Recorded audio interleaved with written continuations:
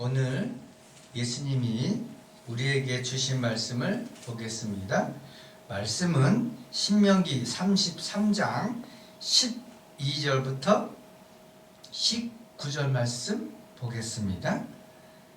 지난주부터는 이제 모세가 마지막으로 이스라엘의 12 민족에게 축복하는 장면입니다. 그 중에서도 오늘은 베냐민과 요셉과 스불론과 이사갈에게 축복한 내용을 보겠습니다.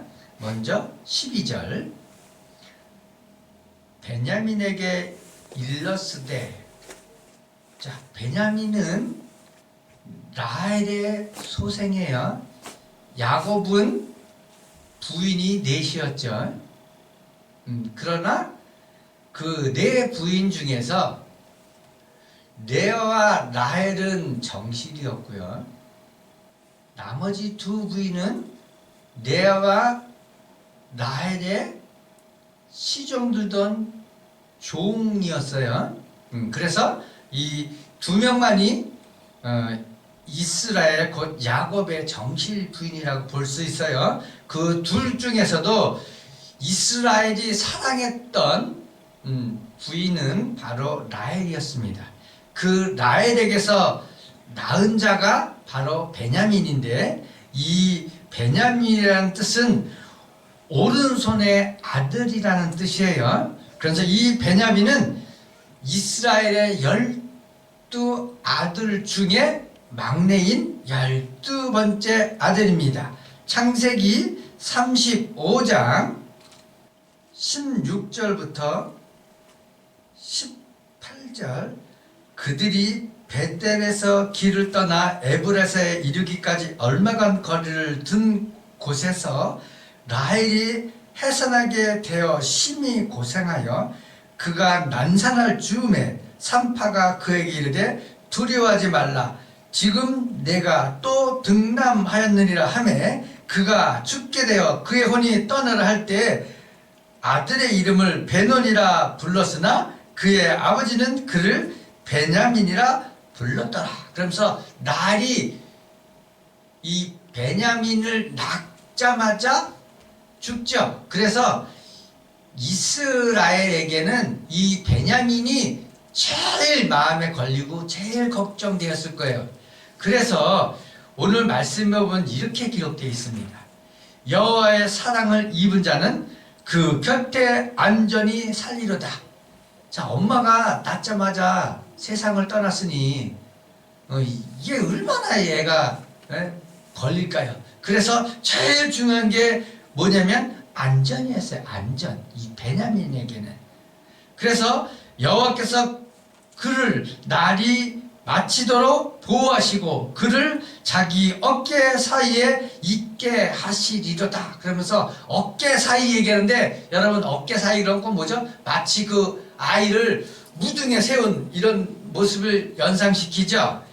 이 어깨는 히브리어로 하키테프라 그러는데, 이것은 곧 무기들, 칼날들로부터 보호를 얘기해요. 그래서 다른 말로 얘기하면 베냐민은 전쟁터, 전쟁 이런 곳으로부터 보호받는 것을 약속받았다 하는 거예요. 그래서 다른 말로 얘기하면 베냐민은 보호, 여호와께서 베냐민을 보호하신다. 이렇게 보시면 되겠습니다. 자, 13절 요셉에 대하여 일러스되 하면서 이제 요셉이 나와요. 자, 요셉은 라헬의 첫 번째 아들이면서 이스라엘의 11번째 아들이에요. 그래서 라헬은 아들을 낳았는데 맨 마지막에 낳았어요. 그래서 이스라엘이 제일 사랑했던 아들은 누구냐? 바로 요셉이었어요. 그래서 이스라엘에 12 아들이 있는데 장자는 르우벤이죠. 그렇지만 이스라엘로부터 유업, 기업을 이은 자는 누구다? 요셉이다 하는 거죠. 자, 그래서 이제 요셉에게 일렀으되 이렇게 나요. 원하건대 그 땅이 여호와께 복을 받아 하늘의 보물인 이슬과 땅 아래 저장한 물과, 그래서 이슬과 저장한 물, 그런 뭐죠? 농사 지을 때 가장 중요한 게 뭘까요? 네, 물이에요. 물이 없으면 아무것도 안 되죠. 그래서 하늘의 보물이 이슬과 땅 아래 저장한 물, 그래서 이것을 뭘 얘기하냐? 땅의 소산물, 밭의 소산물이 저장한 물을 끌어다 쓰는 저수지처럼 요셉에게는 이런 복이 따른다 하는 거죠. 14절, 태양이 결실하게 하는 선물과 태음이 자라게 하는 선물과, 그래서 태양은 아시죠? 자, 모든 식물은 태양이 비쳐야 결실을 하게 됩니다. 햇빛이 제대로 비치지 않으면 열매를 맺을 수가 없어요. 그 다음에 태음이 자라게 하는 선물, 그래서 이 태음은 뭘 얘기하냐? 달을 얘기해요. 그래서 태양과 달, 이것은 뭘 얘기하죠? 곧 땅의 소산물에 대한 축복을 얘기합니다. 그래서 물과 태양과 달을 통해서도 요셉은 축복받는다. 15절, 옛산의 좋은 산물과 영원한 작은 언덕의 선물과, 그래서 산과 큰 산과 작은 산, 그러면 뭐죠? 자, 큰 산과 작은 산은 여러분 생각해 보시기 바랍니다. 들판은 변할 수가 있어요. 들판은 길을 낼 수도 있고 건물을 들였을 수도 있어요. 그렇지만 산은 어떻죠? 항상 그 자리, 그곳에 우뚝 서 있어요. 다른 말로 하면 영원성을 얘기합니다. 그런데 보통 밭에는 벼와 이삭을 찢죠. 그래서 밭에는 보통 어느 곳에 사용하냐? 평지에 사용해요. 근데 산하고 작은 산은 뭘 하죠? 과수원 얘기해요. 그래서 포도원 같은 것. 그래서 큰 산, 작은 산에 자라는 선물, 그러면 과실에 대한 선물. 맨 처음에 13절에 하는 것은 밭의 선물. 14절, 15절에서 얘기했을 때는 과실의 선물. 그래서 이 농산물에 대한 모든 축복을 요셉이 축복을 받습니다. 16절, 땅의 선물과 거기 충만한 것과 가시 떡이 나무 가운데 계시던 이의 은혜로 말미암아 복이 요셉의 머리에 그 형제 중 구별한 자의 정수리에 임할지로다 하면서 여기서 가장 중요한 게 있어요. 자, 가시떨기 가운데 계시던 이의 은혜, 그러면 가시떨기 나무 얘기하죠. 그분의 은혜, 그러면 이건 뭘 얘기하죠? 자, 가시떨기 나무 그러면 여러분 생각나는 게 뭐죠? 출애굽기 3장 2절 보시기 바랍니다. 이스라엘에 있어서 가시떨기 나무 그러면 딱 요 구절밖에 없어요. 출애굽기 3장 2절, 여호와의 사자가 떨기나무 가운데로부터 나오는 불꽃 안에서 그에게 나타나시니라 해서, 가시떨기나무 그러면 뭘 얘기하면 여호와의 임재를 얘기해요. 그래서 그분의 은혜가 요셉의 머리에, 그래서 사실상 이스라엘에게 왕은 누가 유업을 받아야 되냐? 요셉 지파예요. 그래서 요셉 지파가 그렇기 때문에 두 목을 받아요. 다른 아들들은 전부 다 한 목을 받습니다. 자, 그러면 이스라엘의 형제가 몇 명이라고요? 12이죠. 그런데 요셉은 두 목을 받으면 몇이 되죠? 13이 되죠. 그렇기 때문에 그 다음 구절에 보면 17절에 보면 뭐라고 되어 있냐? 곧 에브라임의 자손은 만만이요 므낫세 자손은 천천이다. 그래서 요셉은 두 아들이 있는데 에브라임과 므낫세가 각각 한 몫씩 빠져서 13개가 돼요. 그런데 왜 이스라엘 12이라 그러냐? 여기서 레위 지파는 누구 것이다?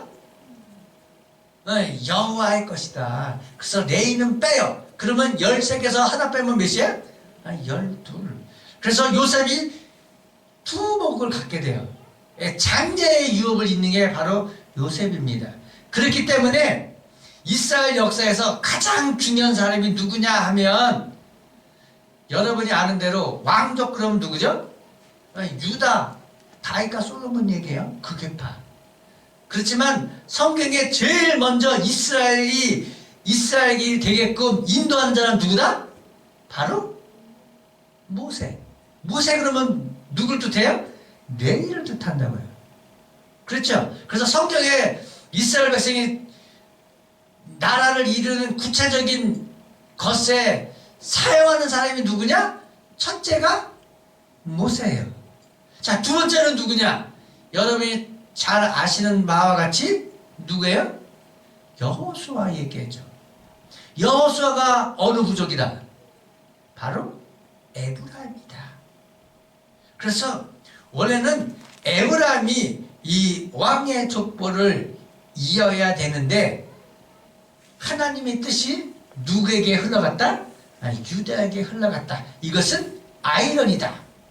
자, 그래서 여기 지금 13절부터 이런 복이 바로 요셉에게 임한다는 거죠. 17절, 그는 첫 숫송아지 같이 위엄이 있으니 그 뿔이 들소의 뿔 같도다. 이것으로 민족들을 받아 땅끝까지 이르리니 곧 에브라임은 만만이요 므낫세는 천천이다 하는 거죠. 여기서 숫송아지, 둘소, 뿔 하면 이건 뭘 상징해요? 힘을 상징하고요, 영광을 상징해요. 그래서 지금도 이 들소 내지는 숫송아지, 뿔 해서 그 우상 같은 거 보면 거의 이런 게 많죠. 그래서 싸움에서 승리의 멸류관을 할 때 이 뿔, 이거 힘, 이걸 상징해요. 그렇기 때문에 여기서 민족들을 받아 땅끝까지 이른다 하는 건 뭐죠? 여러 것을 정복한다. 정복하는 건 그건 누구예요? 왕이잖아요. 자, 그렇기 때문에 이런 복을 에브라임과 므낫세가 요셉이 받았는데 이 복을 누렸다? 못 누렸다? 못 누렸고 이것을 누린 건 누구다? 유다다 하는 거예요. 18절, 수불론에 대하여 일렀으되, 수불론이라는 뜻은 무슨 뜻이냐면 거하다. 그래서 거함. 수불론은 나감을 기뻐하라. 이사가리여 너는 장막에 있음을 즐거워하라. 여기서 이사갈 금은 갑이라는 뜻이에요. 이게 갑. 값어치 할 때 갑. 이런 갑이라는 건데, 너는 장막에 있음을 즐거워하라. 이게 뭔 말이에요? 나가는 걸 기뻐하고 장막에 있음을 즐거워하라. 자, 장막은 뭐예요? 집 안 얘기예요. 나가면 집 밖을 얘기합니다. 그런데 왜 이렇게 나감과 집에 있음을 즐거워하라고 그러냐 하면 19절에 나와요. 그들이 백성들을 불러 산에 이르게 하고 거기서 의로운 제사를 드릴 것이며, 그래서 스불론과 이세아갈은 왜 집과 나감에 즐거워하고 기뻐하냐? 그들은 의로운 제사를 드린다 하는 거죠. 자, 의로운 제사는 뭐죠? 곧 여호와께 제사 드리는 것을 의미해요. 그래서 왕망 스불론과 이사갈은 이스라엘 형제들을 불러 모아서 함께 제사 드렸다 하는 거죠. 그렇기 때문에 그런 것을 하기 위해서는 뭐가 있어야 되냐? 그 다음 구절에 나와요. 의로운 제사를 드릴 것이며 바다의 풍부한 것과, 자, 이스라엘에게 바다의 풍부한 것, 그러면 이스라엘은 어느 민족이라고요? 유목민족이라고 그랬죠. 그렇기 때문에 요셉에게 받은 밭과 산의 복은 뭘 얘기해요? 유목민족은 이리저리 움직이는 민족을 얘기하고요. 밭과 산을 얘기하면 정착민족을 얘기해요. 지배 세력은 정착민족이에요. 자, 그랬을 때 여기 스불론과 이사갈은 바다의 풍부한 것, 그러면 이들은 직업이 뭐다? 어업이라는 거예요. 어업. 그래서 옛날부터 해상을 장악하는 자가 곧 뭘 누리죠? 부를 누려요. 그랬을 때 여기서 바다의 풍부한 것, 그러면 곧 이들은 어업과 해상무역을 담당했다 하는 것이고요. 모래에 감춘 보배를 흡수하리로다 하고 얘기하는데, 여러분, 모래에서 나오는 게 뭐죠? 모래에서 나오는 것? 모래에서 나오는 게 유리예요. 유리. 그래서 바닷가에서 나오는 게 뭐죠? 해산물, 뭐 조개 같은 거. 조개에서는 염료를 옛날에는 추출해서, 염료 뭔지 아시죠? 네? 이렇게 하얀 옷에다가 색깔 입히는 거, 염료. 거기에다가 유리 같은 거. 그래서 이 수공예품을 담당하는 부족이 누구였다? 바로 스불론과 이사갈이었다. 자, 이와 같이 모세는 이스라엘 백성 중에서도 각 부족마다 먹고 살고 보호하고 산업에 축복받는 이런 것들이 다 그 사람 특성에 맞게 축복하고 계시다. 그런 의미로 받아들이면 되겠습니다. 오늘 말씀은 여기까지 하겠습니다.